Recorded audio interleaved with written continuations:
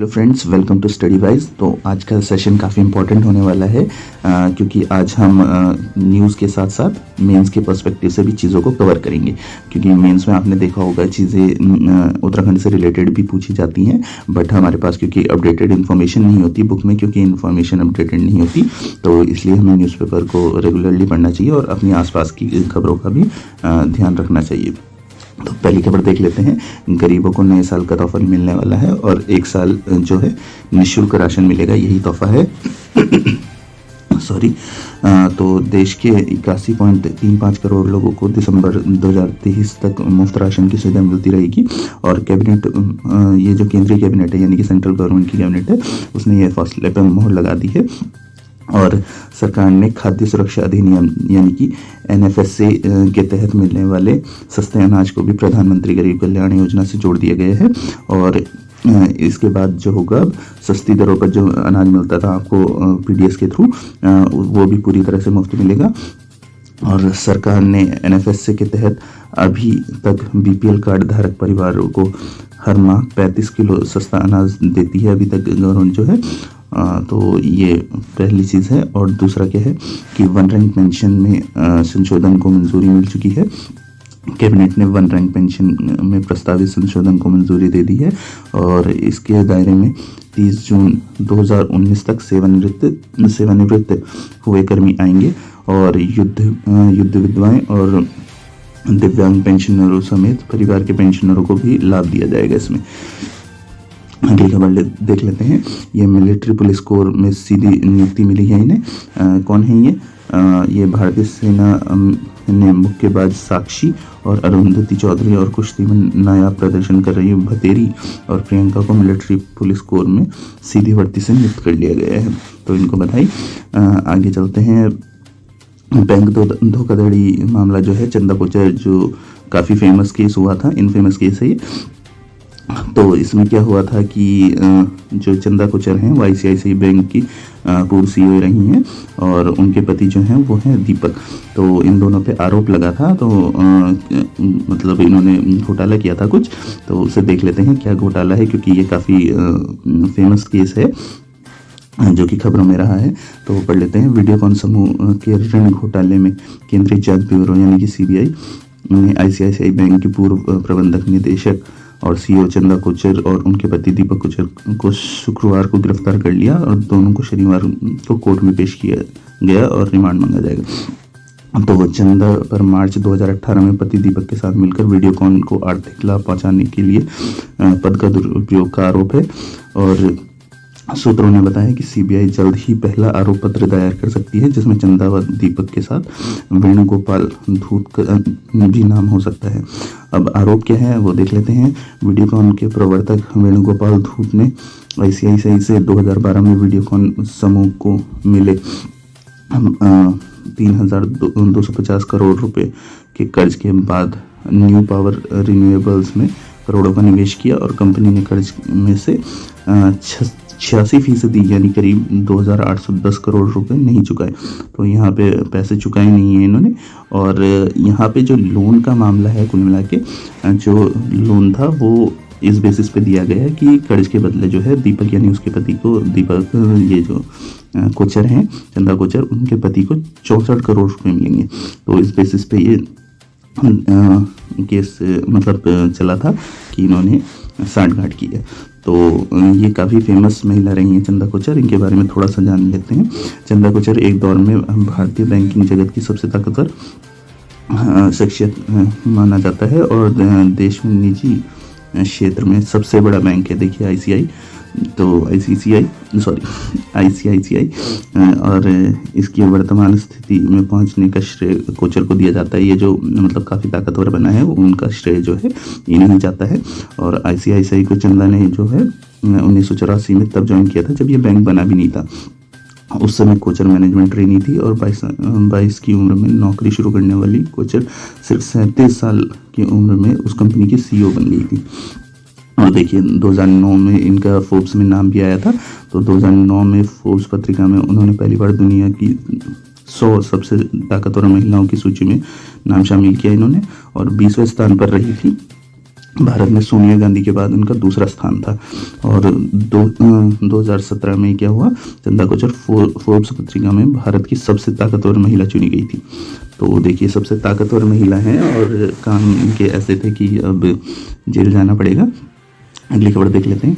हादसे में 16 जवानों की मौत और सेना का एक ट्रक जो है वो खाई में गिरा और उस पर प्रधानमंत्री ने शोक जताया है। देख लेते हैं क्या लिखा है। वीर जवानों की शहादत से आहत हूँ और शोक संतप्त परिवारों के प्रति गहरी संवेदना और घायलों के जल्द स्वास्थ्य की कामना करता हूँ। तो ये पीएम मोदी का बयान था। अगली खबर देख लेते हैं। पीडीएफओ किशन चंद गिरफ्तार हो चुके हैं और कालागढ़ टाइगर रिजर्व में सरकारी धनराशि के घोटाले का इनके आरोप है। आरोप क्या है?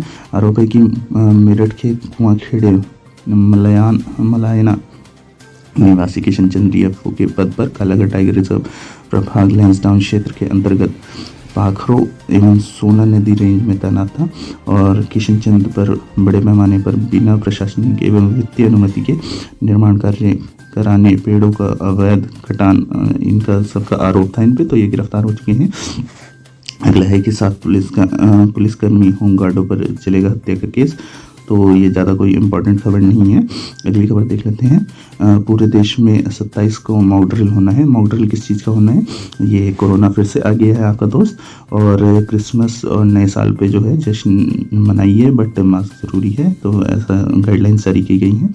तो देख लेते हैं खबर में क्या है। कोरोना महामारी से निपटने की तैयारी बरतने के लिए देश भर में 27 दिसंबर को सब अस्पताल में मॉक ड्रिल होगा और सभी राज्यों ने इसकी सहमति जताई है। साथ ही क्रिसमस और नए साल के जश्न में मास्क अनिवार्य होगा, इसका भी फैसला ले लिया गया है। और कार्यक्रमों के आयोजकों व व्यापारी संगठनों को भीड़ जुटाने पर रोक लगा दी गई है। तो अपना देख लीजिए। और बिना मास्क माता वैष्णो के दर्शन भी नहीं हो पाएंगे। तो अगर आपको वैष्णो देवी जाना है तो मास्क लगा के जाइए। और यहाँ पे ये रात की खबर है कि नेजल वैक्सीन भी आ गई है, उसकी मंजूरी मिल चुकी है। तो अब जो नेजल वैक्सीन है नाक में जो जाती है तो उससे रिलेटेड है ये, और ये जो है 18 साल से ऊपर वालों को ही दी जाएगी अभी। तो ऐसी खबर है। अगली खबर देख लेते हैं। ज़रूरत पड़ी तो नई बिल्डिंग में लगेंगे अतिरिक्त बेड। तो अगर कोरोना में जो महामारी आने वाली है या आ सकती है, संभावना है, अगर ऐसी कोई संभावना होती है तो अतिरिक्त बेड लगाने का इंतज़ाम भी है। अगला देख लेते हैं खबर क्या है। स्वास्थ्य विभाग 3 माह में 10,000 को मिलेगी नौकरी। तो स्वास्थ्य विभाग में जो मंत्री हैं डॉक्टर धन सिंह रावत, उन्होंने कहा है कि आगामी 3 मंथ में जो होगा आपको स्वास्थ्य विभाग में 10,000 से अधिक पदों पर नौकरी मिलेगी और 1 माह के भीतर 850 पदों पर ANM जो होती हैं उनकी नियुक्ति की जाएगी। और इसके अलावा राष्ट्रीय स्वास्थ्य मिशन के तहत जिलों में 1600 पदों पर भर्ती की जाएगी। तो ऐसी काफ़ी सारी भर्तियां होंगी 10,000 के आसपास। और अब कोरोना आ रहा है तो इन भर्तियों की ज़रूरत भी है स्वास्थ्य विभाग में। अगला देख लेते हैं। विधानसभा के बाहर बर्खास्त कर्मचारियों का 5वें दिन भी प्रदर्शन जारी रहा और इन्हें समर्थन मिल रहा है। पूर्व मंत्री प्रसाद नैथानी का समर्थन भी इन्हें मिला है और उन्होंने आरोप लगाया है कि मतलब दोहरे मापदंड अपनाए गए हैं इसमें जब हटाया गया है इन्हें। अगली खबर देख लेते हैं। पुरानी पेंशन बहाली को मांग को लेकर 8 जनवरी को सीएम आवास कूच होने वाला है और ये राष्ट्रीय पुरानी पेंशन बहाली संयुक्त मोर्चा ये कूच करने वाली है। अगला देख लेते हैं। पढ़ाई के लिए गरीब मेधावी छात्रों को सरकार देगी लोन। तो लोन मिलने वाला है, तो किन्हें मिलेगा देख लेते हैं। प्रदेश सरकार गरीब, जरूरतमंद और मेधावी विद्यार्थियों को माध्यमिक, प्रोफेशनल और तकनीकी शिक्षा के लिए आसान शर्तों पर लोन देगी। पश्चिम बंगाल और बिहार राज्य में संचालित इस योजना में जो है बेस्ट प्रैक्टिस के तौर पर इसे शुरू किया जाएगा। और शुक्रवार को राज्य सचिवालय में सहकारिता विभाग की बैठक में मुख्यमंत्री पुष्कर सिंह धामी ने योजना को मंजूरी दी। तो योजना क्या क्या है उन्हें देख लेते हैं। सरकार राज्य की महिलाओं को आत्मनिर्भर बनाने के लिए प्राथमिक कृषि सहकारी समितियों के तहत गठित स्वयं सहायता समूह यानी जो SHGs होते हैं उनको भी वित्तीय सहायता देगी। तो देखिए छात्रों को मिल रही है, और जो एसएचजी होती हैं, वीमेन एसएचजी, उन्हें भी मिलेगी जो कृषि से रिलेटेड है। और इस योजना को भी बेस्ट प्रैक्टिस के रूप में शुरू किया जाएगा। और इन दोनों योजनाओं के बारे में विभागीय अधिकारियों ने जानकारी दी, जिस पर सीएम ने कार्य शुरू कर दिया है। और दीनदयाल उपाध्याय सहकारिता किसान कल्याण योजना के तहत जो है 2022 से 23 में 90,230 लाभार्थियों को इतने करोड़ का ब्याज जो मिलेगा दिया जा चुका है। 624.84 करोड़ रुपए का ब्याज दिया जा चुका, ऋण दिया जा चुका है। ब्याज रहित ऋण है ये, यानी कि इस पे कोई इंटरेस्ट नहीं आएगा, इंटरेस्ट फ्री जो लोन जो होता है। और विद्यार्थियों को जो क्रेडिट मिल रहा है वो पश्चिम बंगाल वाली योजना के तहत मिल रहा है, मतलब उससे इंस्पायर्ड ये हमारे राज्य में भी योजना आई है।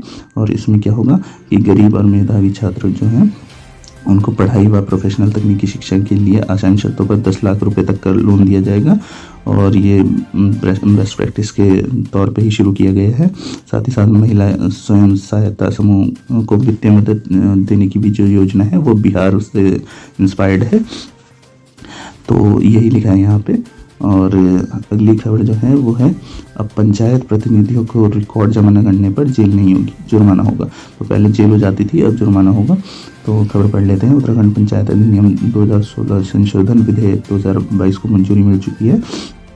और प्रदेश के पंचायत प्रतिनिधियों को रिकॉर्ड जमा न करने पर अब जेल नहीं होगी। राजभवन ने उत्तराखंड पंचायती राज अधिनियम 2016 संशोधन विधेयक को मंजूरी दे दी है। और प्रदेश सरकार ने शीतकालीन सत्र में उत्तराखंड पंचायती राज संशोधन विधेयक पेश किया। और पंचायत प्रतिनिधियों का कार्यकाल समाप्त होने के बाद बस्ता यानी कि पंचायती रिकॉर्ड जमा न होने पर उन पर 50,000 रुपये जुर्माना लगाया जाएगा। वहीं राजभवन ने उत्तराखंड जिला योजना समिति अधिनियम 2007 की धारा 6 में संशोधन विधेयक को भी मंजूरी मिल गई है। और जिससे अब क्या होगा कि क्षेत्र पंचायत प्रमुख अपने जिले की जिला योजना समिति की बैठकों में नियमित रूप से शामिल हो सकेंगे। और इस संशोधन से पहले क्या था, क्षेत्र पंचायत प्रमुखों के अपने जिले की जिला योजना समिति में शामिल होने के लिए रोस्टर व्यवस्था थी। आगे क्या है, राष्ट्रपति के पास भेजा जाएगा यह विधेयक। और राजभवन ने बंगाल, आगरा और असम सिविल न्यायालय विधेयक जो है 2022 को लौटा दिया है। बताया गया है कि विधेयक राष्ट्रपति को भेजा जाएगा।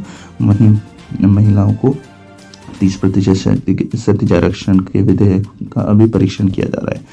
तो अभी ये जो 30% रिजर्वेशन था विमेन का, उस पर अभी परीक्षण चल रहा है। अगली खबर देख लेते हैं। मैदानी जिलों में राशन की दुकानों पर मिलेगा मंडवा। तो देखिए मंडवा हमारे जो राज्य हैं उसकी खासियत है, तो वो अब जो है मैदानी जिलों में भी मिलेगा। देख लेते हैं क्या है। किसान दिवस पर यह घोषणा की गई है सीएम के द्वारा। और प्रदेश में 4 मैदानी जिलों में सार्वजनिक वितरण प्रणाली यानी कि पीडीएस जो होता है उसके तहत सस्ते राशन की दुकानों पर मंडवा दिया जाएगा। इसके अलावा 2 साल के भीतर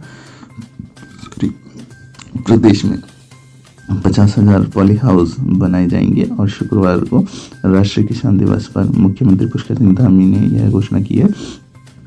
सीएम ने क्या कहा है कि किसानों की आय दोगुनी करने के लिए सरकार हर संभव प्रयास कर रही है। और प्रदेश में बेमौसमी सब्जी पुष्प उत्पादन पौध तैयार करने के लिए 2 साल के भीतर 50,000 पॉली हाउस भी बनाए जाएंगे। तो ऐसी चीज़ें जो होती हैं वो मेंस में लिखने के लिए काफ़ी कारगर हैं। अगला क्या है, आगे क्या है, राष्ट्रीय कृषि एवं ग्रामीण विकास बैंक नाबार्ड जो है उसके वित्तीय सहयोग से इन पॉली हाउस का स्थापना की जाएगी। तो ये काफ़ी इंपॉर्टेंट चीज़ें हैं। ये तो फ्री में भी पूछे जा सकते हैं कि किसकी सहायता से किया जाएगा। और इसके अलावा देहरादून, हरिद्वार, उधम सिंह नगर व नैनीताल जिले में सार्वजनिक वितरण प्रणाली के माध्यम से उपभोक्ताओं को मंडवा दिया जाएगा। तो इसके लिए 10,000 मीट्रिक टन मंडवा जो है वो न्यूनतम समर्थन मूल्य यानी कि एमएसपी पे खरीदा जाएगा। इस प्रयास से ग्रामीण क्षेत्रों में मंडवे की खेती करने वाले किसानों की आय बढ़ेगी और साथ ही पोषक तत्वों से भरपूर मोटे अनाजों को भी बढ़ावा मिलेगा। तो ये जो कोर्स ग्रेन होते हैं वो न्यूट्रिशियस होते हैं। तो वही चीज़ लिखी है यहाँ पे। सरकार ने मंडुवे का 35.78 रुपये प्रति किलो MSP तय किया है और मंडी समिति और सहकारी समितियों के माध्यम से किसानों से मंडुवे खरीदे जा सकते हैं।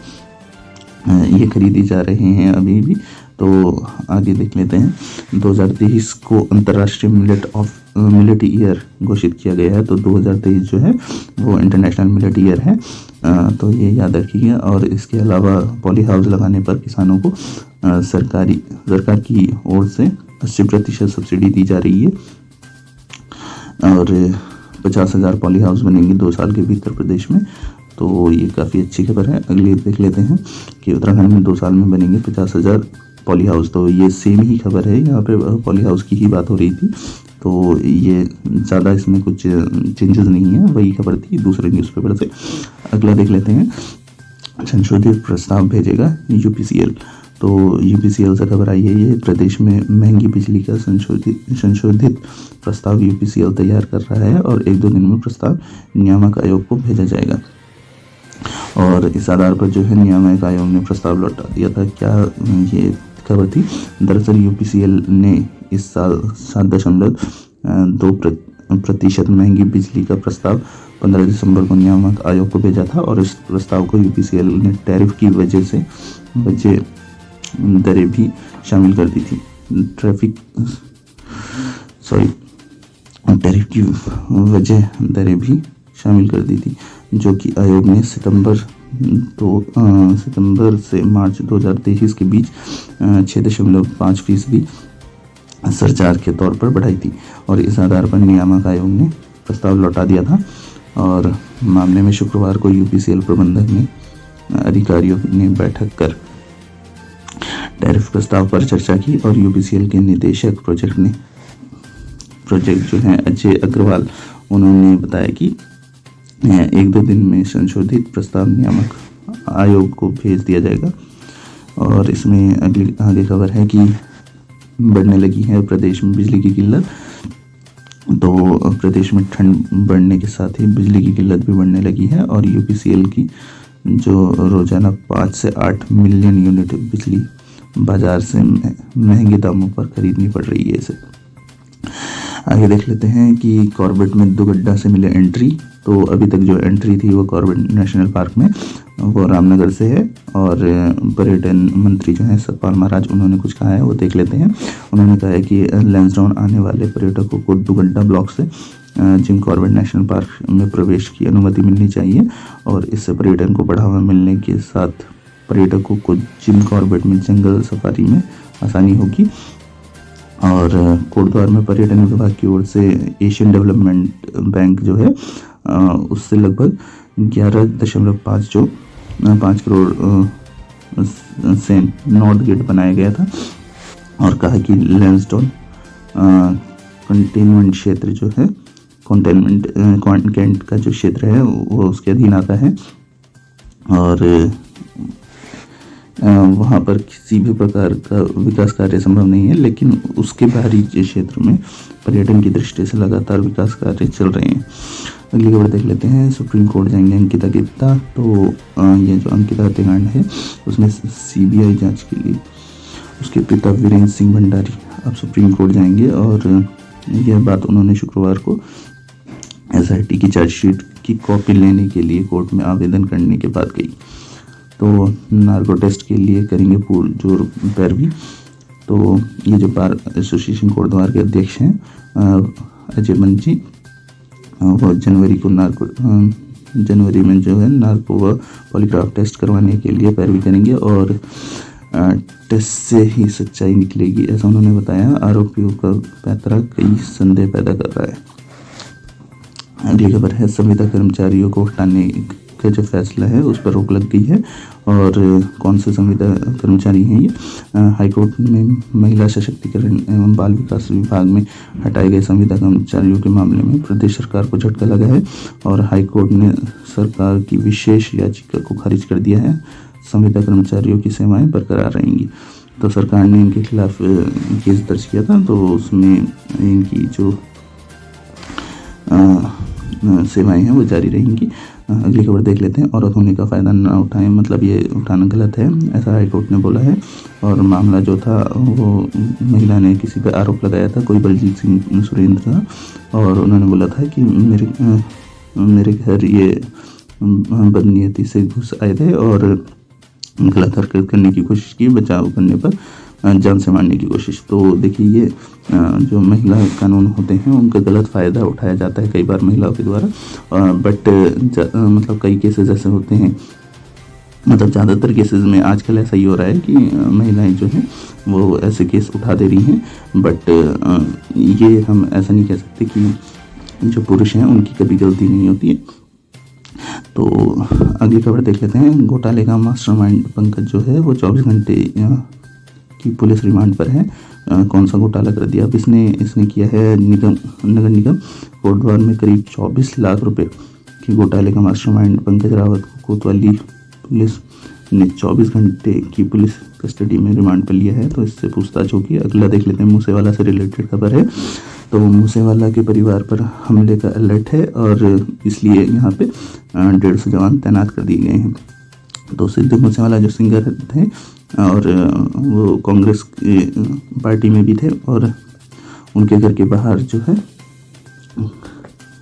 बाहर और गांव में शुक्रवार दोपहर पंजाब पुलिस ने सुरक्षा बढ़ा दी है और घर के बाहर LMG युक्त एक वाहन तैनात किया गया है और पूरे गांव को सील कर दिया गया है और जगह जगह 150 से ज़्यादा जवान तैनात कर दिए गए हैं। गांव में आने व जाने वाली हर सड़क पर नाके लगाए गए हैं और आगे लिखा है कि वाहनों की तलाशी लेने के साथ लोगों की जांच की जा रही है और परिवार को हवेली के अंदर रहने की हिदायत दी गई है। और मूसेवाले के परिवार पर हमले को लेकर सुरक्षा एजेंसियों ने अलर्ट दिया था और इसे देखते हुए सुरक्षा बढ़ाई गई है। वहीं मूसेवाला के चाचा जो हैं चमकौर सिंह सिद्धू, उन्होंने किसी भी धमकी से इनकार किया है कि धमकी तो अभी तक नहीं मिली है। और यहाँ पे पुराला में सामूहिक धर्मांतरण का आरोप लगा है। मामला है कि एक जो धर्म विशेष के जो 2 ग्रुप हैं उनमें भिड़ंत हो गई है। वो शादी करने जा रहे थे लड़का लड़की, उससे ही रिलेटेड है ये जो कोर्ट मैरिज हो रही है। दो समुदाय के युवक और युवती कोर्ट मैरिज करने पहुंचे तो हंगामा हो गया। तो देखिए जब लड़का लड़की राजी तो क्या करेगा काजी, ऐसा ही सीन होना चाहिए। बट यहाँ पे क्या है मतलब परिवार वाले तो कई बार एग्री हो जाते हैं, बट जो आस पड़ोस के हैं वो ही एग्री नहीं होते हैं और वो ऐसा करने लगते हैं। तो ऐसा बिल्कुल नहीं होना चाहिए। अगला देख लेते हैं। डिग्री कॉलेज में दिव्यांगों की होगी भर्ती और उत्तराखंड लोक सेवा आयोग ने दोबारा जारी की विज्ञप्ति, आज होंगे आवेदन। तो ये दिव्यांगों से रिलेटेड आया है कि असिस्टेंट प्रोफेसर के पद हैं कॉलेजों में, उसमें UPSC ने ये जारी किया है और नोटिफिकेशन इसका जल्दी जारी हो जाएगा और आवेदन भर दीजिए इसके। तो इसमें इतने पद हैं, हिंदी अंग्रेजी और ये सारे विषय हैं। तो असिस्टेंट प्रोफेसर की ये भर्ती है, तो दिव्यांगों के लिए है। तो जब इसका नोटिफिकेशन आएगा तब हम इसे डिटेल से डिस्कस कर लेंगे। अगला है कि पुरानी पेंशन बहाली को CM आवास कुछ करेंगे। जो कार्मिक हैं वो 8 जनवरी को, वही वाली खबर है ये सेम। और अगला क्या है, बर्खास्त कर्मचारियों को पूर्व विधायक नैथानी का समर्थन, ये भी खबर हमने कर ली है। अलग अलग न्यूज़पेपर हैं, इस वजह से बार बार रिपीट हो जाती हैं ये खबरें। अगला है कि चौपता तुंगनाथ बघेल जो है विश्व स्तरीय टूरिज्म डेस्टिनेशन बनेगा और ये कहाँ पे है, रुद्रप्रयाग जिले में है ये। और इसमें क्या चल रहा था कि लोग जो है अवैध रूप से टेंट बना के रह रहे थे और जिससे क्या है प्लास्टिक वगैरह का कचरा वगैरह हो रहा था और वहाँ पे जो बुग्याल है वो ख़राब हो रहा था। और ये क्योंकि इको सेंसिटिव जोन में आता है तो और इससे अब क्या होगा कि इसे मतलब इको टूरिज्म जो है विश्व स्तरीय टूरिज्म में बढ़ाया जाएगा और इससे क्या होगा कि रॉयल्टी जो है वो प्राप्त होगी वन विभाग को। अगला क्या है कि हेम्प जो है, हेम्प यानी कि भांग जो है उसकी खेती की जाएगी, तो उसके लिए जो है नीति बनाई जा रही है सरकार के द्वारा। और बताया जा रहा है कि विश्व में 30 जो देश हैं उसमें लगभग इस भांग की खेती होती है और 10,000 से ज़्यादा उत्पाद होते हैं, यानी कि प्रोडक्ट्स बनते हैं इसके, और प्रोडक्ट काफ़ी हेल्थ बेनिफिशियल भी होते हैं। देख लेते हैं क्या है। भांग के रेशे जो होते हैं यानी कि फाइबर उसका उपयोग टेक्सटाइल, कागज, फर्नीचर वगैरह में यूज़ होता है। और इतना ही नहीं कि कैंसर में भी और मधुमेह जैसी जो बीमारियां हैं उनमें कारगर होता है। अगला देख लेते हैं 604 CHO को सीएम ने दी नियुक्ति पत्र। तो नियुक्ति पत्र मिले हैं इन्हें, बधाई हो। जो सामुदायिक स्वास्थ्य केंद्र होते हैं, कम्युनिटी हेल्थ सेंटर्स, उनमें ये नियुक्ति मिली है। अगला देख लेते हैं मंत्री को सौंपी भर्ती में गड़बड़ी की जांच रिपोर्ट। तो एक और गड़बड़ी चल रही है यहाँ पे राज्य में, जो है जिला सहकारी बैंकों से रिलेटेड। उसमें चतुर्थ श्रेणी यानी कि गार्ड जो है उसके 400 पदों पर भर्ती की प्रक्रिया में गड़बड़ी की जांच रिपोर्ट सहकारिता मंत्री को अवलोकनार्थ सौंप दी गई है। तो अब इसका अवलोकन किया जाएगा रिपोर्ट का। अगला आगे लिखा है कि इंटरनेट मीडिया में चल रही इस चर्चा के मुताबिक रिपोर्ट में इस भर्ती प्रक्रिया में नियमों की अनदेखी और चहेतों को मनमाने ढंग से अंक दिए जाने की बात की सामने आई है। उधर संपर्क करने पर सहकारिता मंत्री डॉक्टर धन सिंह रावत ने ऐसी कोई रिपोर्ट मिलने से इनकार कर दिया है। तो ये समझ नहीं आता कि ये रिपोर्ट मिलने से इनकार क्यों करते हैं, अगर मिल चुकी होगी तो। आगे देख लेते हैं डीसीबी में चतुर्थ श्रेणी के पदों की भर्ती प्रक्रिया में गड़बड़ी की बात सामने आने पर शासन ने यह प्रक्रिया स्थगित कर दी थी और इसके बाद देहरादून, उधम सिंह नगर और पिथौरागढ़ जिले की जांच कराई गई। माना जा रहा है कि इस मामले में अब 1-2 दिन में कोई सख्त कदम उठाया जा सकता है। तो आज की यही सारी